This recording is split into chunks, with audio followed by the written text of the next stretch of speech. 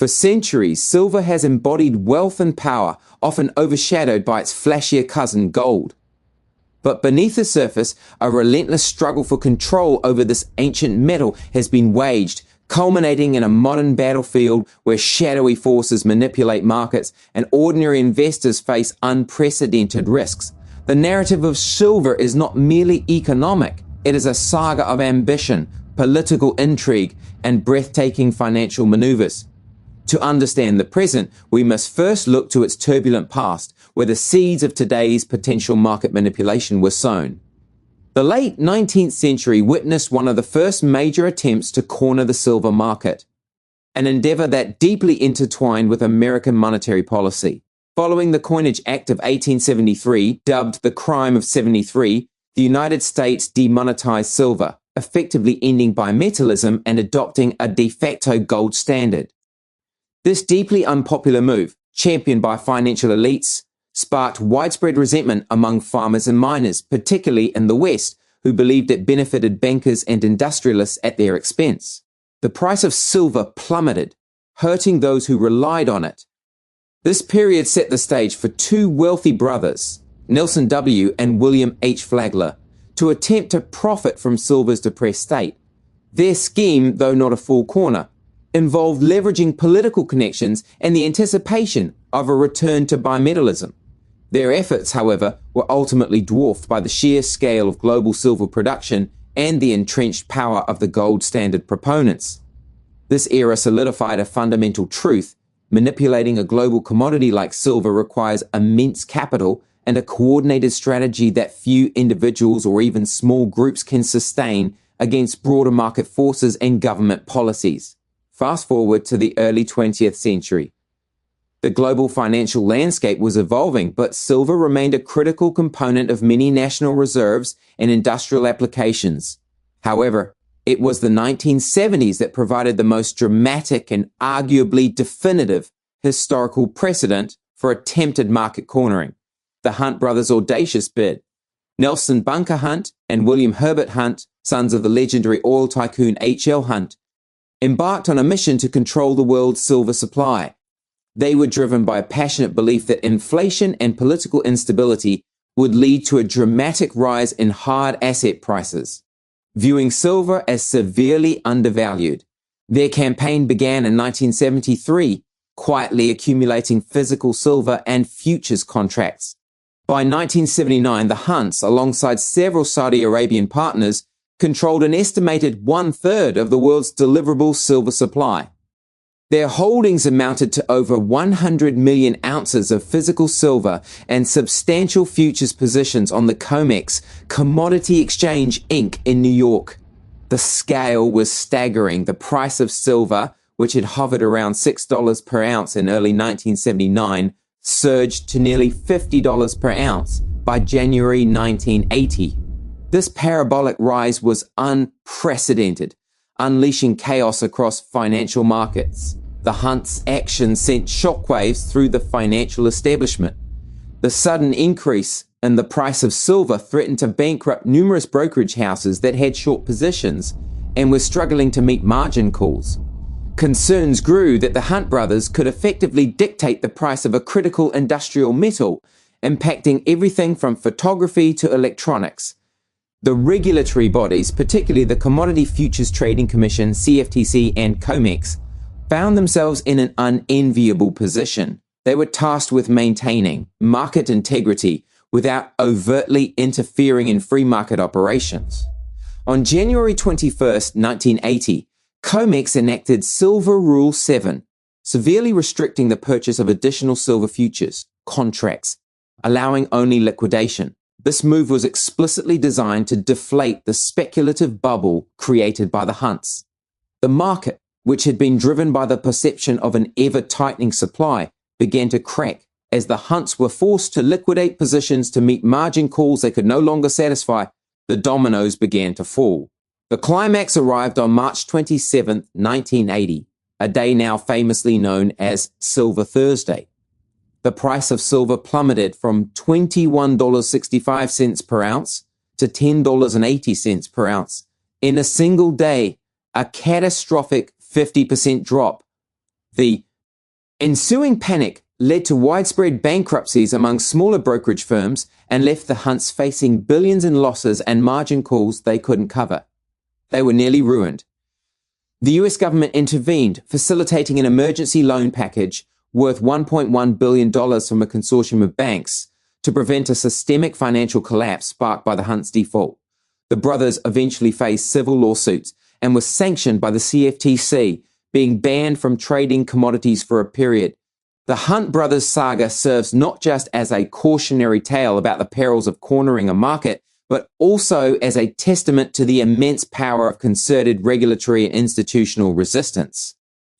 It highlighted the fact that even vast private wealth can be insufficient to overcome the collective will of the financial system and the mechanisms put in place to ensure market stability. Yet the question remains, could a similar, perhaps more sophisticated attempt be underway today? The modern silver market is vastly different from that of 1980.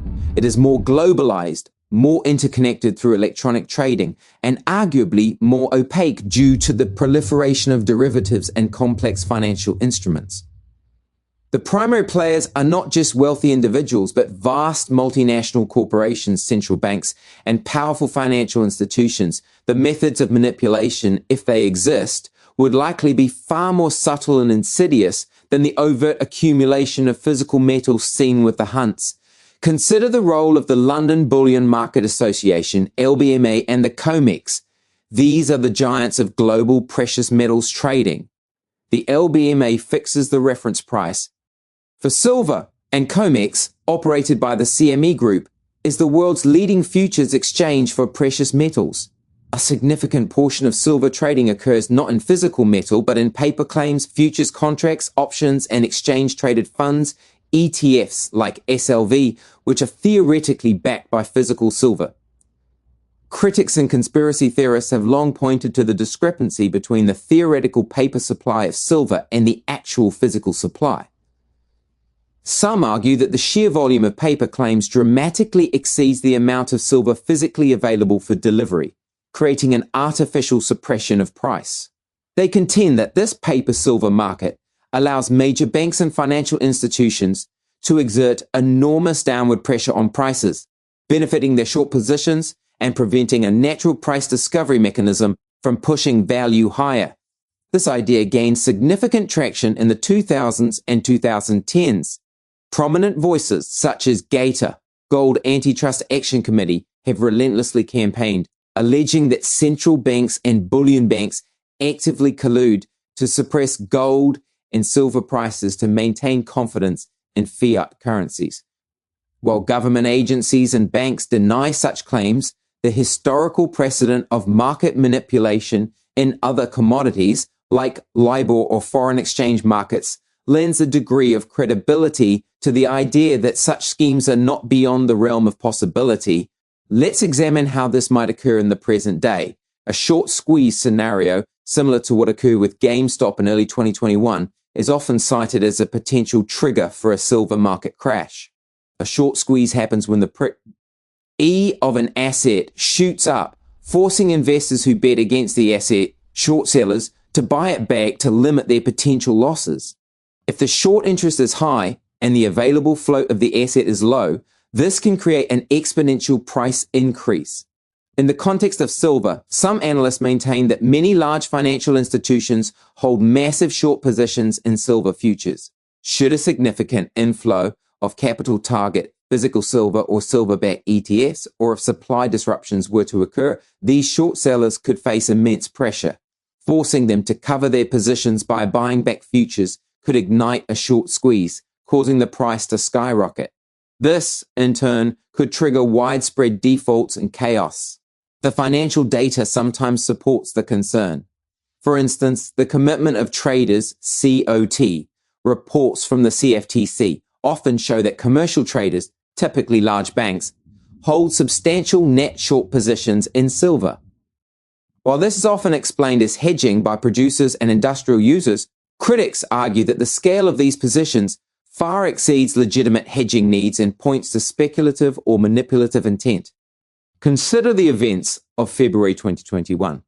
Inspired by the Reddit group Wall Street Beats, a coordinated effort emerged to initiate a silver squeeze. Retail investors, emboldened by their success with GameStop, began buying physical silver in shares in the iShares Silver Trust, SLV ETF. For a brief period, the price of silver futures surged, hitting an 8-year high of over $30 per ounce. However, the movement quickly dissipated. The sheer size of the silver market, estimated to be hundreds of billions of dollars annually, proved far more challenging to move than a single stock. There were also accusations of manipulation against SLV itself. Some claimed that SLV's prospectus allowed for a greater issuance of shares than the actual physical silver it had held, making it a paper product rather than a true physical silver conduit.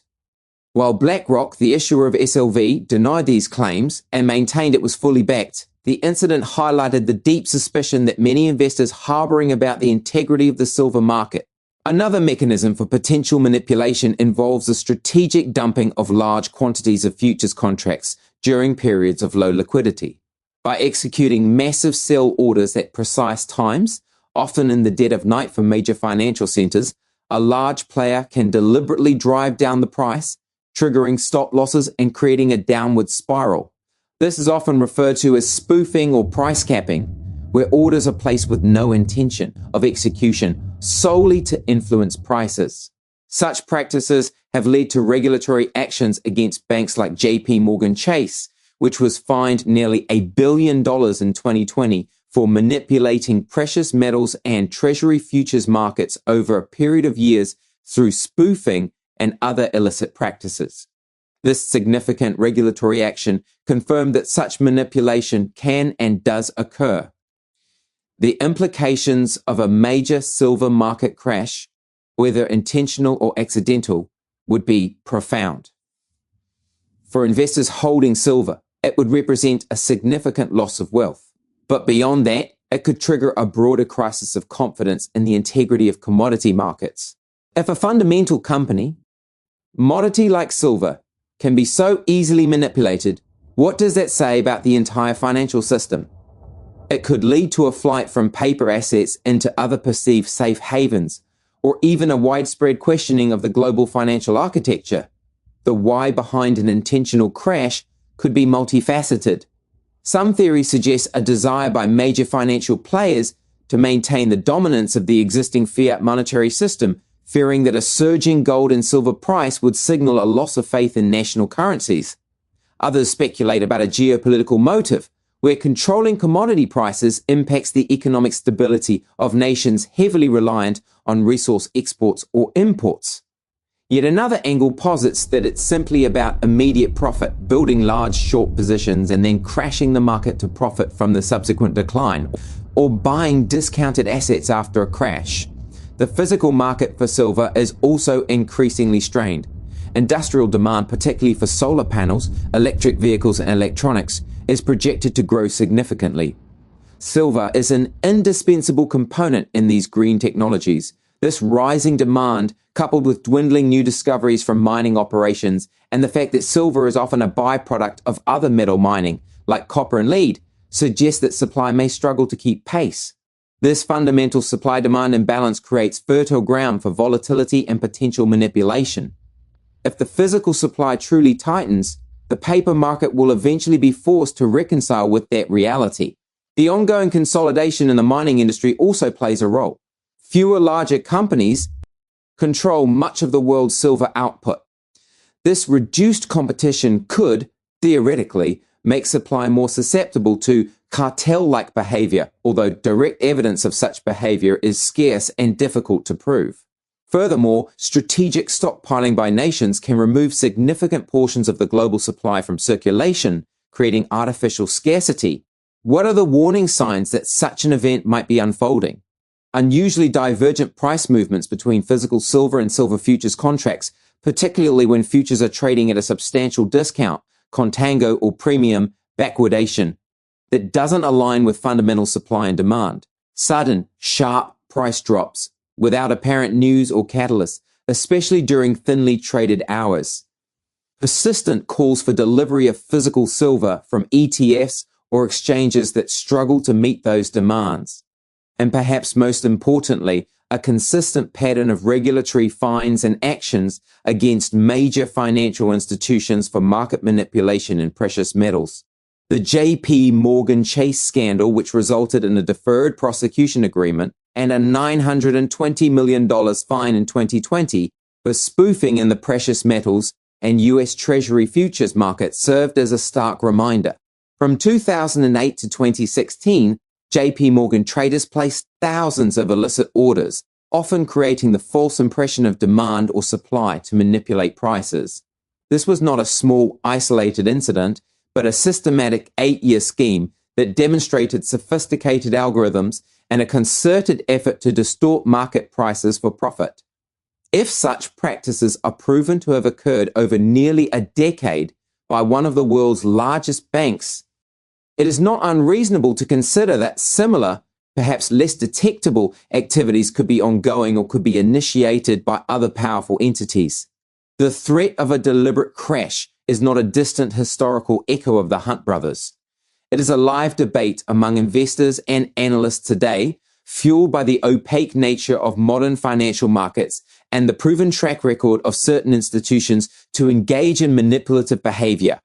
The intricate web of interconnected banking, derivatives, and algorithmic trading offers sophisticated avenues for those attempting to gain an unfair advantage. For the average investor, understanding these dynamics is crucial. It underscores the importance of due diligence, diversification, and a healthy skepticism towards markets that often claim to be free, but are, in reality, heavily influenced by a few dominant players. Whether it's a coordinated attack or an unintended consequence of deep structural imbalances, the silver market remains a volatile, intriguing battleground, perpetually on the edge of a potential devastating shift.